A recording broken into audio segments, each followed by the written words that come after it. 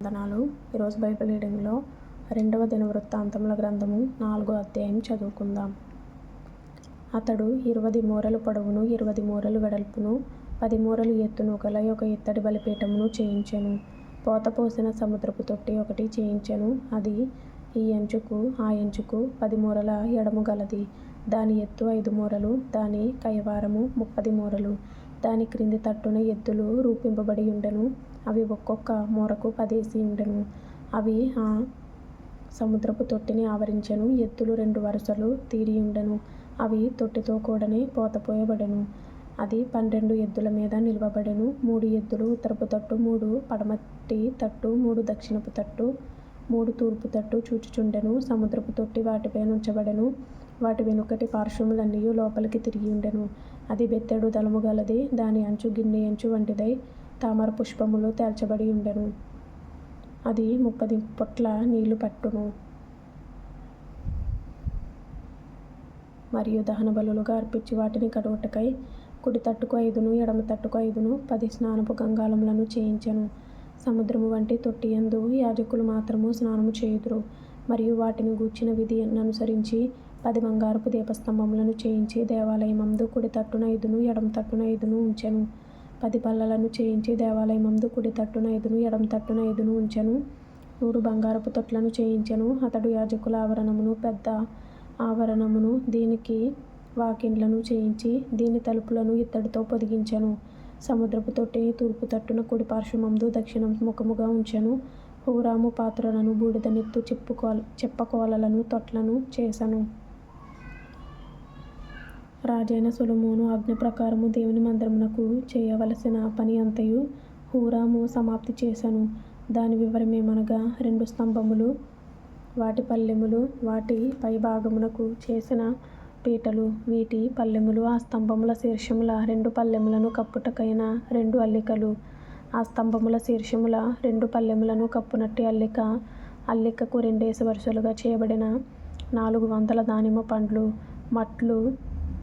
మట్ల మీద నుండు తొట్లు, సముద్రపు తొట్టి, దాని క్రింద నుండు 12 ఎద్దులు, పాత్రలు, బూడిదనెత్తు చిప్పకోలలు, ముండ్ల కొంకులు మొదలైన ఉపకరణములు. వీటిని హూరాము రాజైన సొలొమోను ఆజ్ఞ ప్రకారము యెహోవా మందిరము కొరకు మంచి వన్నెగల ఇత్తడితో చేసెను.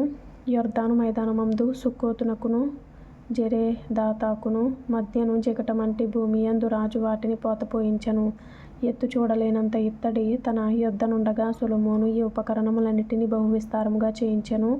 దేవుని మందిరమునకు కావలసిన ఉపకరణములన్నిటినీ, బంగారపు పీఠమును, సన్నిధి రొట్టెలు ఉంచు బల్లలను, వాటిని గూర్చిన విధి ప్రకారము గర్భాలయము ఎదుట వెలుగుచుండుటకై ప్రశస్తమైన బంగారపు దీపస్తంభములను, పుష్పములను, ప్రమిదలను, కత్తెరలను, కారులను, తొట్లను, గిన్నెలను, ఉపకలశములను సొలొమోను మేలిమి బంగారముతో చేయించెను. మందిర ద్వారము లోపలి తలుపులను, అతి పరిశుద్ధ స్థలము యొక్క లోపలి తలుపులను, దేవాలయపు తలుపులను అన్నియు బంగారముతో చేయబడెను. 2వ దినవృత్తాంతముల గ్రంథము 5వ అధ్యాయం కూడా చదువుకుందాం. సొలొమోను యెహోవా మందిరమునకు తాను చేసిన పని అంతయు సమాప్తము చేసి తన తండ్రి అయిన దావీదు ప్రతిష్ఠించిన వెండిని, బంగారమును, ఉపకరణములన్నిటినీ దేవుని మందిరపు బొక్కసములలో చేర్చెను. తరువాత యెహోవా నిబంధన మందసమును సీయోను అను దావీదు పురము నుండి తీసుకుని వచ్చుటకై సొలొమోను ఇశ్రాయేలీయుల పెద్దలను, ఇశ్రాయేలీయుల వంశములకు అధికారులకు గోత్రముల పెద్దలనందరినీ యెరూషలేమునందు సమకూర్చెను. 7వ నెలను పండుగ జరుగు కాలమున ఇశ్రాయేలీయులందరును రాజునొద్దకు వచ్చిరి. ఇశ్రాయేలీయుల పెద్దలందరును వచ్చిన తరువాత లేవీయులు మందసమును ఎత్తుకొనిరి. రాజైన సొలొమోనును ఇశ్రాయేలీయుల సమాజకులందరును సమకూడి లెక్కింప శక్యము కాని గొర్రెలను, పశువులను బలిగా అర్పించిరి. లేవీయులును యాజకులును మందసమును, సమాజపు గుడారమును, గుడారమందుండు ప్రతిష్ఠితములగు ఉపకరణములన్నిటినీ తీసుకొని వచ్చిరి. మరియు యాజకులు యెహోవా నిబంధన మందసమును తీసుకొని గర్భాలయమగు అతి పరిశుద్ధ స్థలమందు కెరూబుల రెక్కల క్రింద దానిని ఉంచిరి. మందసముండు స్థలమునకు మీదుగా కెరూబులు తమ 2 రెక్కలను చాచుకుని మందసమును దాని దండెలను కమ్మెను. వాటి కొనలు గర్భాలయము ఎదుట కనబడునంత పొడవుగా ఆ దండెలుంచబడెను గాని అవి బయటికి కనబడలేదు. నీటి వరకు అవి అచ్చటనే ఉన్నవి. ఇశ్రాయేలీయులు ఐగుప్తులో నుండి బయలువెళ్ళిన తరువాత యెహోవా హోరేబు నందు వారితో నిబంధన చేసినప్పుడు మోషే ఆ మందసమునందు ఉంచిన 2 రాతి పలకలు తప్ప దాని యందు మరేమీ లేదు. యాజకులు పరిశుద్ధ స్థలము నుండి బయలుదేరి వచ్చినప్పుడు అచ్చట కూడియున్న యాజకులందరూ తమ వంతులు చూడకుండా తమ్మును తాము ప్రతిష్ఠించుకొనిరి. ఆసాపు, హేమాను, యెదుతూనుల సంబంధమైన వారును